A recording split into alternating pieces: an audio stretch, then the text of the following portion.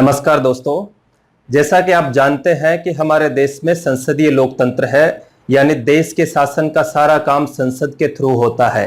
संसद के दो सदन होते हैं, लोकसभा और राज्यसभा। राज्यसभा के बारे में भी आप जानते होंगे कि राज्यसभा संसद का वरिष्ठ सदन होता है। लेकिन क्या आप ये जानते हैं कि राज्यसभा की अहमियत क्या है? राज्यसभा में कितनी सीटें होती है और इन पर चुनाव की पद्धति क्या होती है? क्या आप ये जानते हैं कि राजस्थान से राज्यसभा में निर्वाचित होने वाली पहली महिला सदस्य कौन थी? क्या आप ये जानते हैं कि राजस्थान से सबसे लंबी अवधि तक राज्यसभा के सदस्य रहने वाले सदस्य कौन थे? क्या आप ये जानते हैं कि राजस्थान से सबसे लंबे टाइम तक सबसे अधिक बार राज्यसभा के सदस्य रहने वाले कौन से नेता थे? साथियों, आज के इस वीडियो लेक्चर में हम इन्हीं सब सवालों की जानकारी प्राप्त करने की कोशिश करेंगे, इन्हीं सब सवालों के जवाब जानने की कोशिश करेंगे।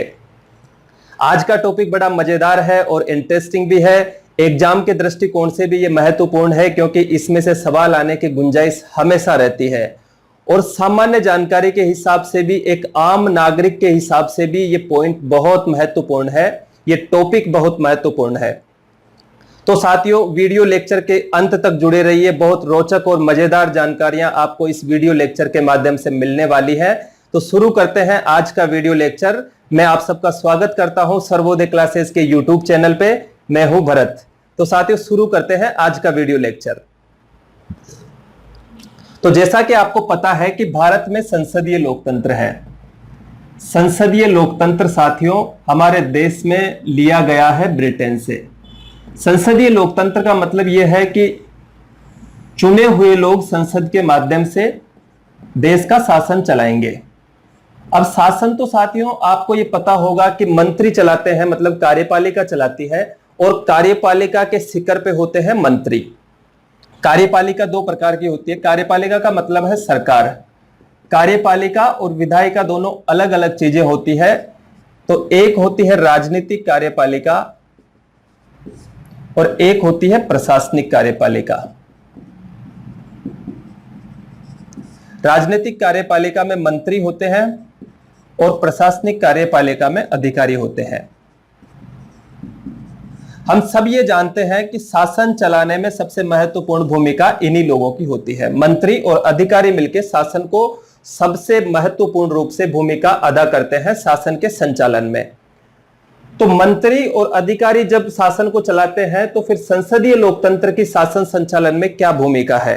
तो साथियों, मंत्री जैसा कि आपको पता है ये बनते हैं संसद सदस्यों में से, या राज्यों की हम बात करें तो विधानसभा सदस्यों के अंदर से मंत्री बनाए जाते हैं।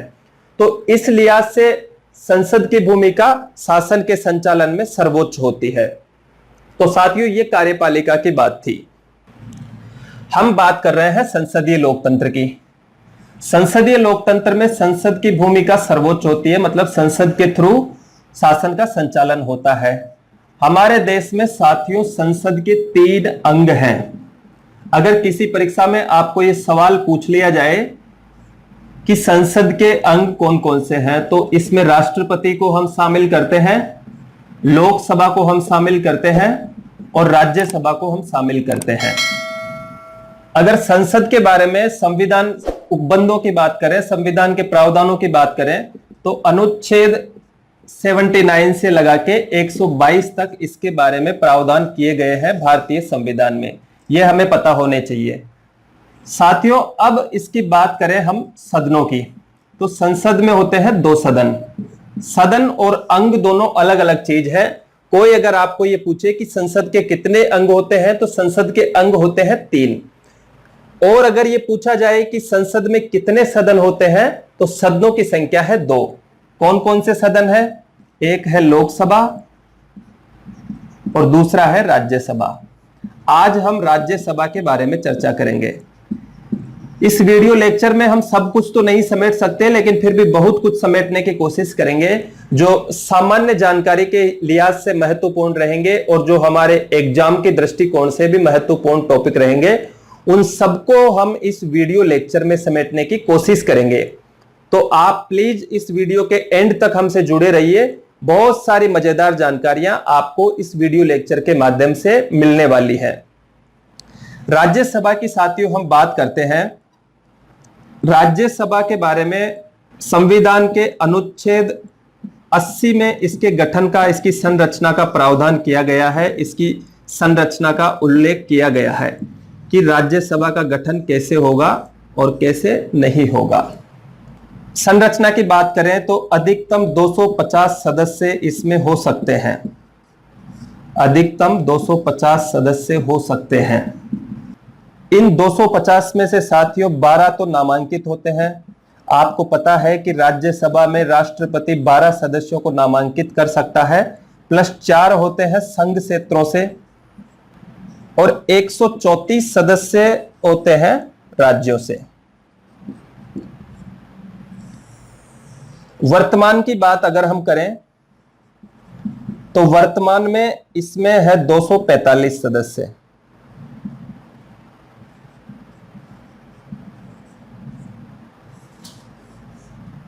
दो 245 में से साथियों 12 नामांकित होते हैं।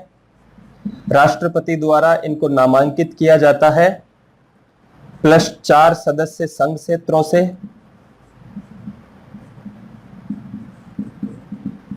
प्लस 129 सदस्य राज्यों से चुने जाते हैं।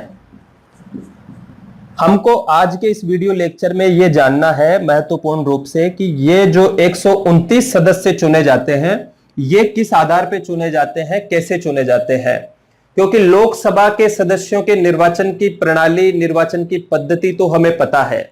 हम उनके लिए डायरेक्ट वोटिंग करते हैं और जो सबसे ज्यादा वोट लाता है चुनाव में वो सदस्य जीत जाता है। लेकिन राज्यसभा के सदस्यों के निर्वाचन के बारे में हमें उतनी जानकारी शायद नहीं रहती है जितनी रहनी चाहिए।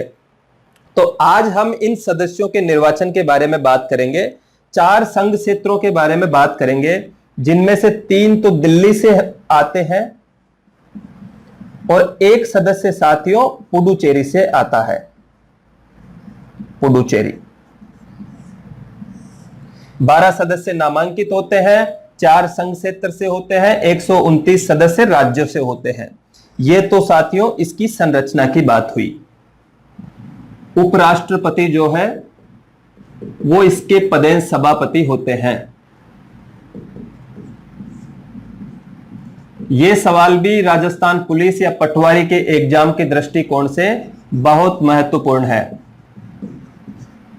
कि भारत के जो उपराष्ट्रपति है वो राज्यसभा के पदेन सभापति होते हैं। राज्यसभा की जब कार्यवाही का संचालन होता है तो उसका अध्यक्षता करते हैं भारत के उपराष्ट्रपति।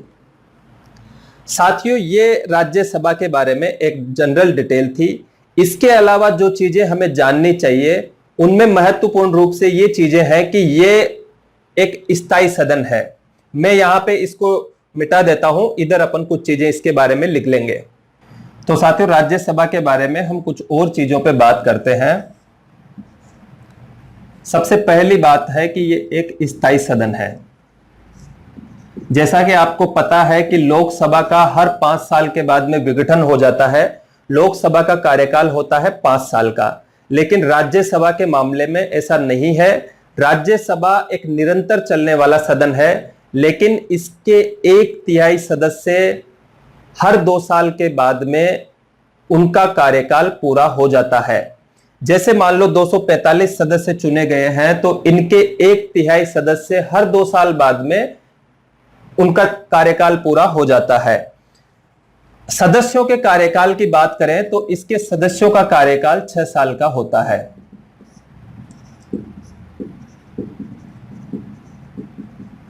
सदस्यों का कार्यकाल 6 साल, लेकिन 1/3 सदस्य मतलब जैसे कि अगर किसी राज्य में 9 सदस्य हैं तो 3 सदस्य हर 2 साल के बाद में उनका कार्यकाल पूरा होता रहेगा और उनका दोबारा से निर्वाचन होगा, लेकिन हर सदस्य का कार्यकाल 6 साल का होगा। यह बहुत इंपॉर्टेंट है। इसके सदस्यों के लिए जो पात्रताएं चाहिए उसमें साथियों आयु एक इंपॉर्टेंट फैक्टर है। तो इसके सदस्यों की अगर आयु की बात करें, योग्यता के अंदर आयु इंपॉर्टेंट है। बाकी योग्यताएं तो सब समान होती है, जैसे कि भारत का नागरिक होना चाहिए, किसी लाभ के पद पे कार्य नहीं करना चाहिए, ऐसी योग्यताएं होती है। बाकी आयु की बात करें तो सदस्यों के लिए न्यूनतम आयु 30 वर्ष होनी चाहिए। और साथियों यहां पे हमें यह भी लिख लेना चाहिए कि 2/3 सदस्य प्रत्येक 1/3 सदस्य प्रत्येक 2 वर्ष में सेवानिवृत्त होते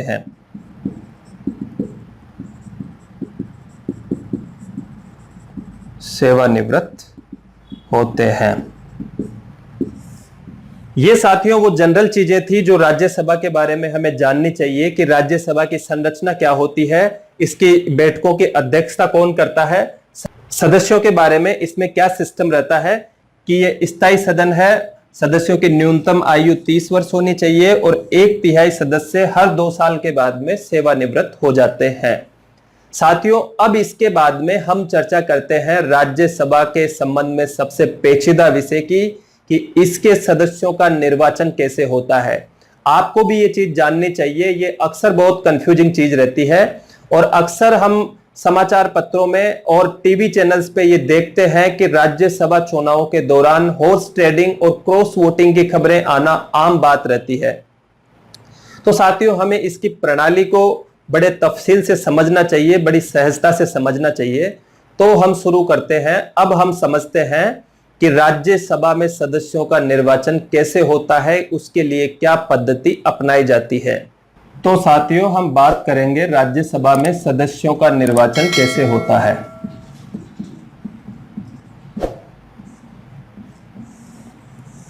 तो इसके लिए साथियों 2 पद्धतियां हैं, 2 शब्द जिनको हम अक्सर पढ़ते हैं। पहला है आनुपातिक प्रतिनिधित्व प्रणाली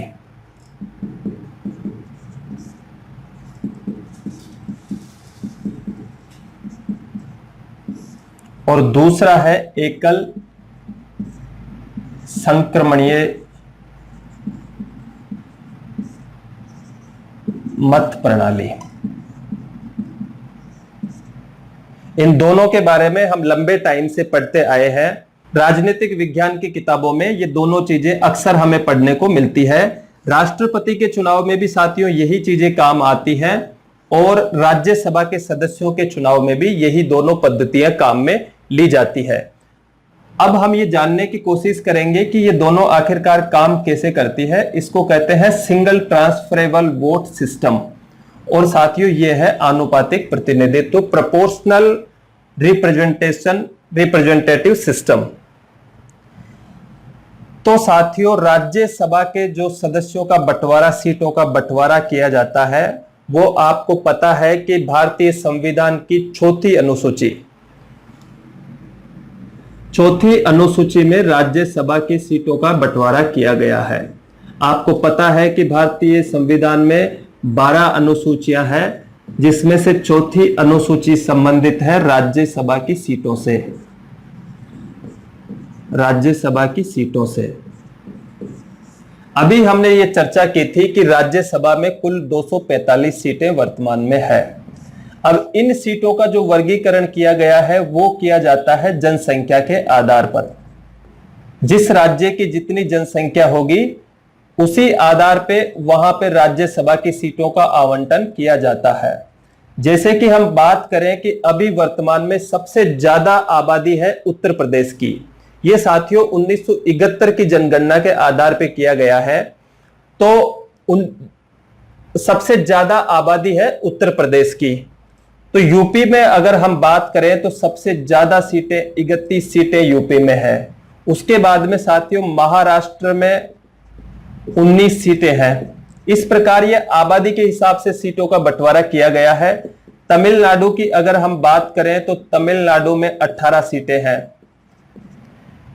बंगाल की अगर हम बात करें, पश्चिम बंगाल की, तो यहां पे 16 सीटें हैं। और बिहार की अगर हम बात करें तो बिहार में भी 16 सीटें हैं। ये साथियों टॉप 5 स्टेट्स हैं राज्यसभा में सीटों की दृष्टिकोण से। यह भी आपको याद रहने चाहिए, किसी परीक्षा में हो सकता है कि इनका क्रम पूछ लिया जाए कि राज्यसभा में सर्वाधिक सीटों वाले राज्यों का सही क्रम बताइए। यह सवाल किसी भी एग्जाम में पूछा जा सकता है, इसीलिए ये चीज भी हमें ध्यान में रखनी चाहिए कि सबसे ज्यादा सीटें यूपी में है। लोकसभा की भी सबसे ज्यादा सीटें यूपी में रहती है, 403 सीटें लोकसभा की यूपी में है, नहीं विधानसभा की, सॉरी, विधानसभा की 403 सीटें हैं, लोकसभा की वहां पे 80 सीटें हैं। इसी प्रकार महाराष्ट्र में 19 सीटें हैं, तमिलनाडु में 18 सीटें हैं, पश्चिम बंगाल में 16 सीटें हैं और बिहार में 16 सीटें हैं। ये टॉप 5 स्टेट्स है राज्यसभा में सीटों के आधार पर। तो चौथी अनुसूची में यह वर्गीकरण किया गया है कि इस आधार पे सीटों का बंटवारा किया जाएगा। राजस्थान के हिस्से में आपको पता है साथियों 10 सीटें आती हैं राज्यसभा की। ये आप अच्छी तरीके से जानते होंगे कि राजस्थान में लोकसभा की 25 सीटें हैं, आपको इस बात का पता होना चाहिए और मैं ये मान के चल रहा हूं कि आपको डेफिनेटली ये पता होगा। तो लोकसभा की 25 सीटें हैं, राज्यसभा की 10 सीटें हैं और विधानसभा की 200 सीटें हैं। तो साथियों अब हम बात करते हैं कि आनुपातिक प्रतिनिधित्व क्या होता है। उदाहरण के तौर पर समझे तो हम बात करते हैं राजस्थान की। राजस्थान में साथियों 200 सीटें हैं विधानसभा में 200 सीटें हैं। अब आनुपातिक प्रतिनिधित्व यह होता है कि चूंकि राज्यसभा में सदस्यों को जनता सीधे वोट नहीं करती है और जनता का वोट ट्रांसफर हो जाता है एमएलए को, तो 200 एमएलए को वहां की जनसंख्या के अनुपात में उनके मत का मूल्य निर्धारित किया जाता है। उन्हीं को जनता के जनसंख्या के अनुपात में वोटिंग करने के लिए अधिकृत कर दिया जाता है। यही होता है साथियों आनुपातिक प्रतिनिधित्व प्रणाली। तो आनुपातिक प्रतिनिधित्व प्रणाली आप समझ गए होंगे। अब हम बात करते हैं इस टॉपिक के सबसे पेचीदा, मैं मानता हूं कि सबसे पेचीदा विषय की, जो है सिंगल ट्रांसफरेबल वोट सिस्टम। अभी आपको पता है कि 26 या 28 मार्च को राज्यसभा के चुनाव होने थे, जो कि कोरोना क्राइसिस के कारण कैंसिल हो गए, स्थगित हो गए हैं अभी। तो साथियों राजस्थान में भी 3 सीटें उसमें खाली थी, 3 सीटें वैकेंट थी राजस्थान में और 4 उम्मीदवार उन पे खड़े हुए थे। 4 उम्मीदवारों में 2 कांग्रेस पार्टी के थे और 2 उम्मीदवार थे भाजपा के। सीटें थी हमारे यहां पे 3 रिक्त सीटों की हम बात कर रहे हैं। 10 में से 3 सीटें खाली हो गई थी, उन पे चुनाव होना था मार्च के महीने में, लेकिन वो स्थगित हो गया। एमएलए है हमारे यहां पे 200। अब 4 सीटों पे अगर ये वोटिंग करेंगे तो कैसे करेंगे? तो साथियों इसके लिए एक फॉर्मूला डिसाइडेड किया हुआ है कि राज्यसभा चुनाव के लिए एक एमएलए की वोट की कीमत मानी जाती है 100। तो 200 एमएलए के वोट की कीमत हो गई 20,000। अब इसमें एक सूत्र है कि कितने मत जीत के लिए चाहिए। जीत के लिए आवश्यक वोटों की गणना करने के लिए एक सूत्र बनाया हुआ है। उस सूत्र के माध्यम से साथ साथ हम उदाहरण के माध्यम से समझ रहे हैं। राजस्थान का उदाहरण लेके तो आपका कंसेप्ट साथ के साथ क्लियर हो जाएगा। जैसे राजस्थान के विधायकों के टोटल मत का मूल्य है 20,000। इसमें जितनी वैकेंट सीटें हैं वो नीचे लिखेंगे, 3 + 1 कर देंगे और इसमें जोड़ देंगे 1, तो ये हो जाता है 5,001। अगर वापस हम इसमें 100 का भाग दे दें, जो कि वो मूल्य हमने रखा था, तो हमें वोटों का सीधा आइडिया हो जाएगा। तो ये हो जाएगा 51।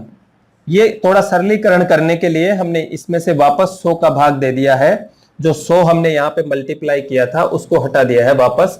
तो साथियों अगर किसी उम्मीदवार को 51 वोट मिल जाएंगे तो वो विजित हो जाएगा, विजेता घोषित कर दिया जाएगा, वो चुन लिया जाएगा राज्यसभा के लिए।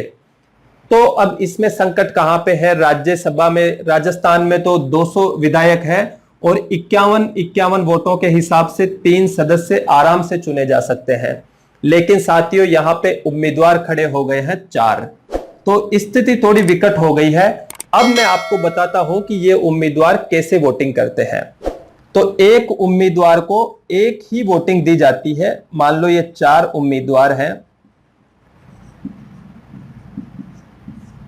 ये 4 उम्मीदवार है, एक पर्ची दी जाती है और इस पे इसको वरीयता का अंकन करना पड़ता है। जैसा कि इसके नाम से पता चल रहा है कि एकल मत है, single vote, single transferable vote, तो सिंगल वोट केवल एक ही वोट ये देगा, तो इसी में ये चारों को वरीयता दे देगा। जैसे कोई विधायक है वो ये कहे कि मैं बी को पहली वरीयता दूंगा, ए को दूसरी वरीयता दूंगा, सी को तीसरी वरीयता दूंगा और डी को चौथी वरीयता दूंगा। तो साथियों व्यवहारिक रूप से अगर हम देखें तो चूंकि कांग्रेस के पास वर्तमान में 106 के आसपास विधायक हैं, 100 विधायक उनके हैं, 6 विधायक बसपा वाले कांग्रेस में जुड़ गए थे, तो 105-6 विधायक उनके पास में है और 51 + 51 102 होते हैं। तो स्पष्ट तौर पे ये लग रहा है कि कांग्रेस के दोनों उम्मीदवार राजस्थान से जीत के जाएंगे और भाजपा का भी एक उम्मीदवार डेफिनेटली जीतेगा, क्योंकि सीटें भी 3 ही है और 3 उम्मीदवार ये हो जाएंगे। अब इसमें गड़बड़ यहां होती है कि मान लो कुछ विधायक पहली वरीयता का वोट तो कांग्रेस को दे देते हैं, लेकिन दूसरी वरीयता का वोट वो दूसरे उम्मीदवार को दे देते हैं। अब इसमें यह है कि कांग्रेस के पास जो 106 विधायक हैं, आप इसको बड़े आराम से समझिए, थोड़ा सा टेक्निकल पॉइंट है, लेकिन एक बार अगर समझ में आ गया तो आपके कंसेप्ट क्लियर हो जाएंगे। अब ये 106 में से पार्टी ये कहेगी कि 53 एमएलए अपनी पहली प्राथमिकता का वोट एक कैंडिडेट को देंगे। इसको मैं यहां लिखता हूं नीचे तो ज्यादा समझ में आ जाएगा। 106 विधायक कांग्रेस के पास है, जिसमें से कांग्रेस पार्टी के जो पदाधिकारी हैं वो ये कहते हैं कि 53 एमएलए अपनी पहली प्राथमिकता का वोट एक कैंडिडेट को देंगे और 53 एमएलए पहली प्राथमिकता का वोट बी कैंडिडेट को देंगे। ये ए और बी दोनों कांग्रेस के हैं, ए और बी, और सी और डी ये है बीजेपी के कैंडिडेट, और 53 एमएलए पहली प्राथमिकता का वोट बी कैंडिडेट को देंगे। तो इस लिहाज से तो दोनों कैंडिडेट आराम से जीतते हैं, क्योंकि एक कैंडिडेट को 51 वोटों की जरूरत पड़ती है जीतने के लिए।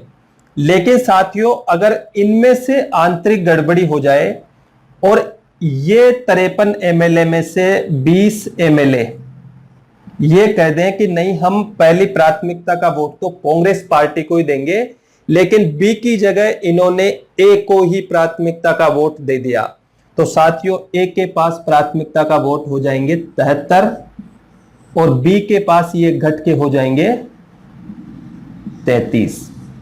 ये 20 एमएलए एक खेमे में आ गए। हालांकि वोट इन्होंने पार्टी को दिया है, लेकिन फिर भी इन्होंने पहली प्राथमिकता का वोट बी की जगह ए को दे दिया और दूसरी प्राथमिकता का वोट इन्होंने बी को ही दिया है। तो इस लिहाज से ये तो जीत जाएगा, लेकिन इसकी हार यहां पे सुनिश्चित हो जाएगी। अब साथियों अगर मान लो पहले चरण की मतगणना के बाद में कोई नतीजा नहीं आता है या केवल एक ही आदमी को 51 वोट मिल पाते हैं, तो उसके बाद में शुरू होती है दूसरे चरण की मतगणना। इसमें चरण वाइज मतगणना होती है। पहला चरण, अब पहले चरण में यह होता है कि जिसके सबसे ज्यादा कम वोट आते हैं पहले वरीयता के, पहले चरण में पहली वरीयता के वोटों की काउंटिंग की जाती है। जैसे मान लो पहले चरण की हम बात करते हैं, तो साथियों हम इसे उदाहरण से समझते हैं। जैसे 4 कैंडिडेट है ए, बी, सी और डी। ए को पहली वरीयता के वोट मिलते हैं 75, बी को पहली वरीयता के वोट मिलते हैं 30, सी को पहली वरीयता के वोट मिलते हैं 55 और डी को पहली वरीयता के वोट मिलते हैं 45। ये 200 वोट आपके कंप्लीट हो गए। ये दोनों कांग्रेस पार्टी के हैं और ये दोनों बीजेपी के हैं। ये हम एक उदाहरण से समझ रहे हैं इसको। कांग्रेस और बीजेपी की जगह ए और बी भी हम इसको मान सकते हैं। तो अब अगर पहले चरण की वरीयता के बाद में एक तो ये जीत गया और एक ये जीत गया, दो कैंडिडेट तो इनमें से जीत गए क्योंकि 51 वोटों की जरूरत थी जीतने के लिए। अब बचे बी और डी। तो साथियों इनमें से बी को खारिज कर दिया जाएगा। जो सबसे कम वोट पहली वरीयता में पहले चरण की मतगणना में प्राप्त करता है उसको खारिज कर दिया जाएगा।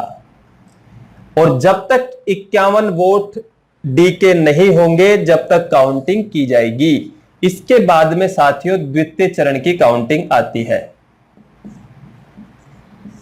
द्वितीय चरण में यह होता है कि पहली वरीयता के 30 वोट जो बी के खेमे में मिले थे, उन 30 वोटों की द्वितीय वरीयता काउंटिंग की जाती है कि इन्होंने दूसरी वरीयता का वोट किसे दिया था।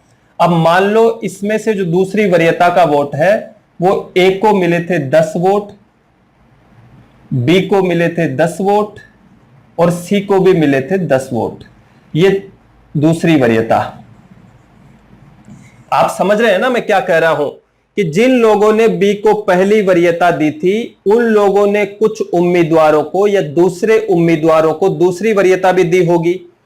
भाई एक उम्मीदवार को पहली वरीयता दी है तो लिस्ट में चूंकि उनको 1 2 3 4 लिखना था, तो बी को अगर वो पहली वरीयता दे रहे हैं तो दूसरी वरीयता वो या तो ए को देंगे या सी को देंगे या डी को देंगे। तो दूसरी वरीयता की काउंटिंग की जाती है। तो ए को मिले 10 वोट दूसरी वरीयता में, बी को मिले 10 वोट दूसरी वरीयता में और सी को मिले 10 वोट दूसरी वरीयता में। अब ये 10-10 वोट वापस इनमें जुड़ जाएंगे।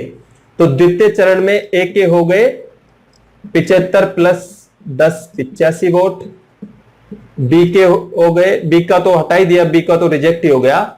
सी के हो गए साथियों 55 प्लस 10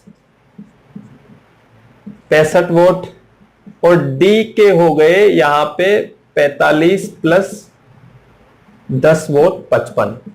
तो इस तरीके से डी के भी 51 वोटों का आंकड़ा हो गया और डी भी चुनाव जीत गया। साथियों यहां पे हमने 55 लिखा है, आपने देखा होगा कि हमने यहां पे 55 लिखा था लेकिन ये 205 हो गए, तो यहां पे हम इसको 50 मान लेते हैं।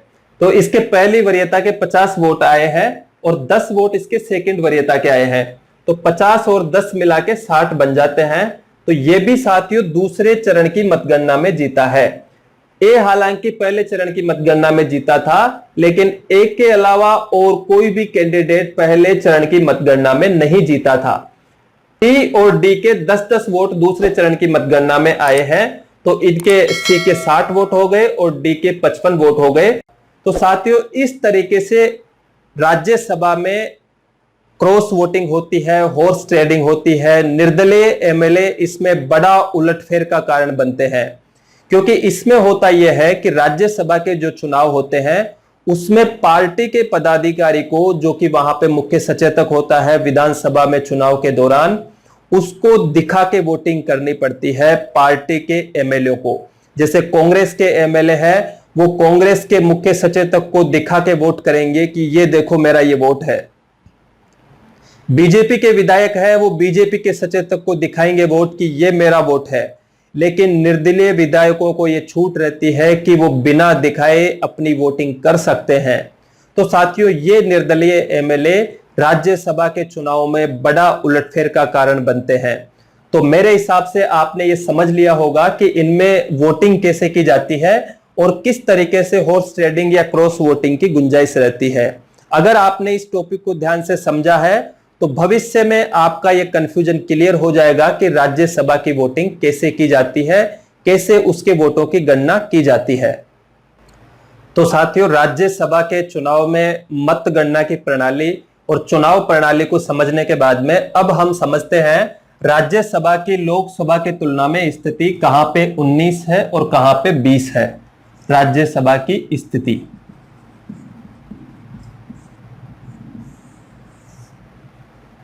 साथियों लोकसभा से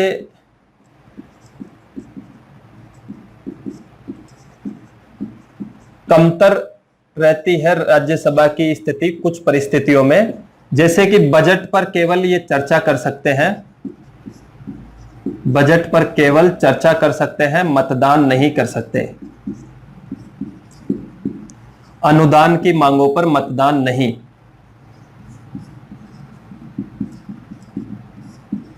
मांगों पर मतदान नहीं कर सकते।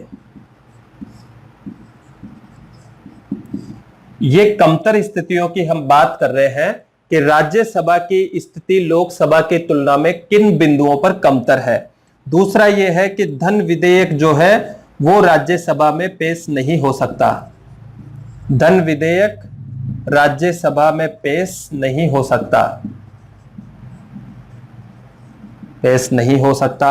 और तीसरा यह है कि राष्ट्रीय आपातकाल, आपको पता है हमने राष्ट्रीय आपातकाल के बारे में पढ़ा था, एक बहुत ही अच्छा वीडियो लेक्चर डिस्क्रिप्शन में पड़ा हुआ है, उसका लिंक आप उसको प्लीज देखिए।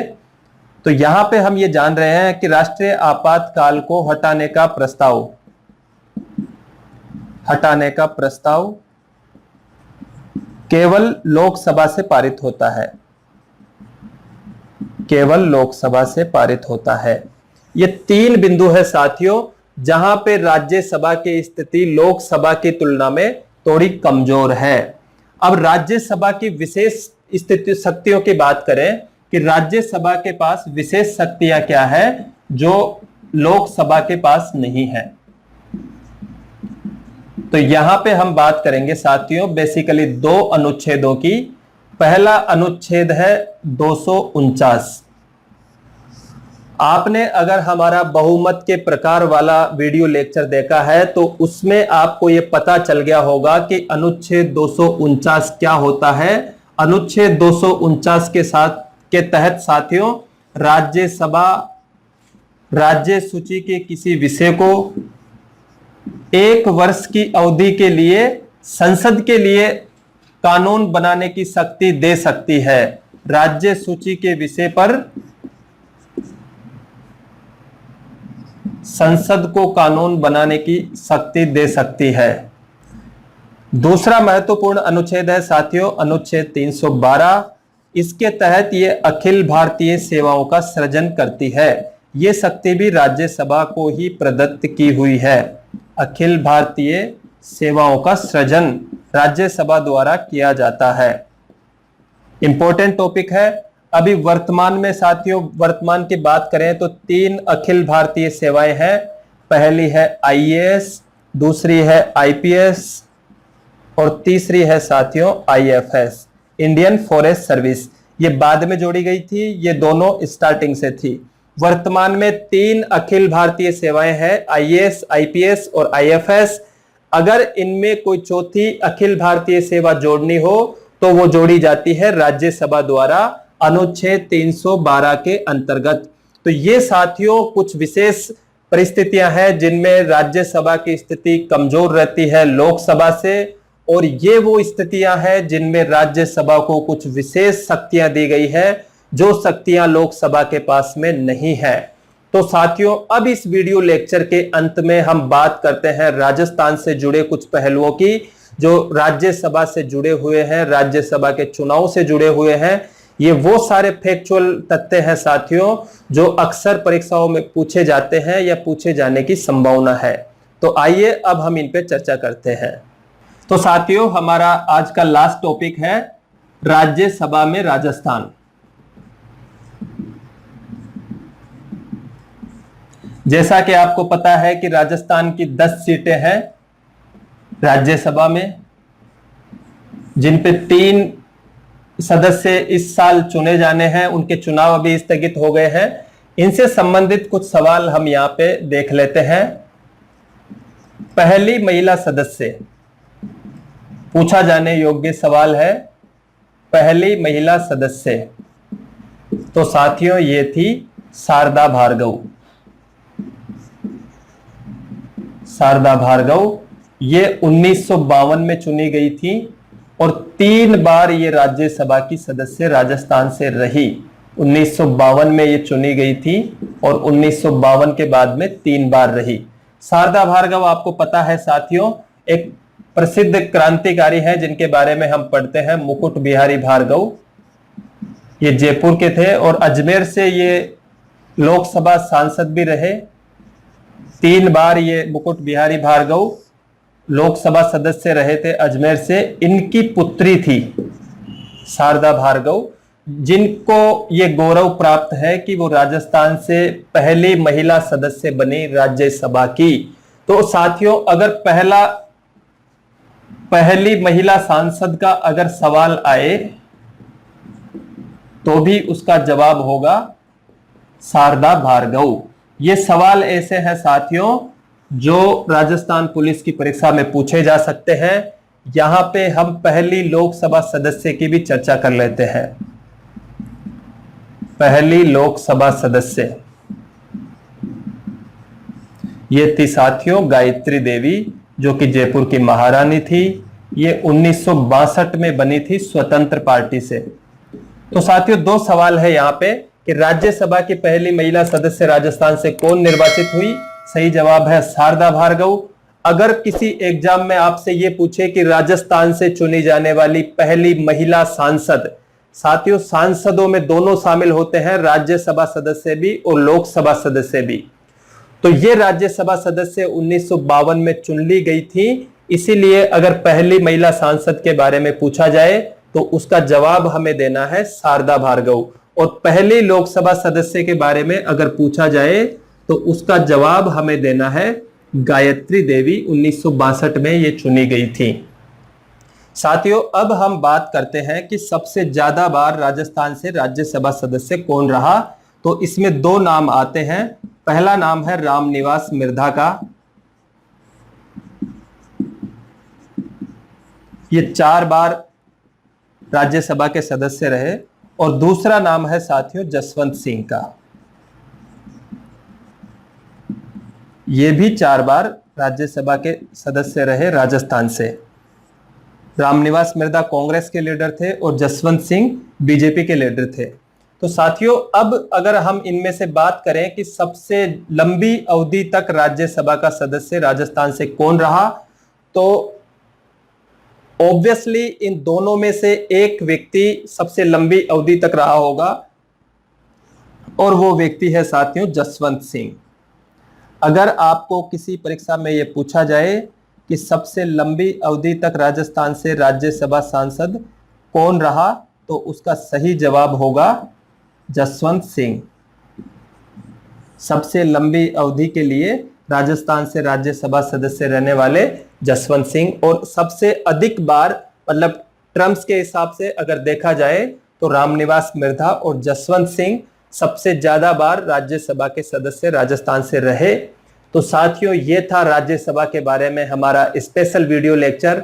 उम्मीद है आपको पसंद आया होगा। हमने इस वीडियो लेक्चर में तमाम एस्पेक्ट छूने की कोशिश की है जो आपके एग्जाम की दृष्टि से महत्वपूर्ण है, आपकी सामान्य जानकारी के हिसाब से महत्वपूर्ण है।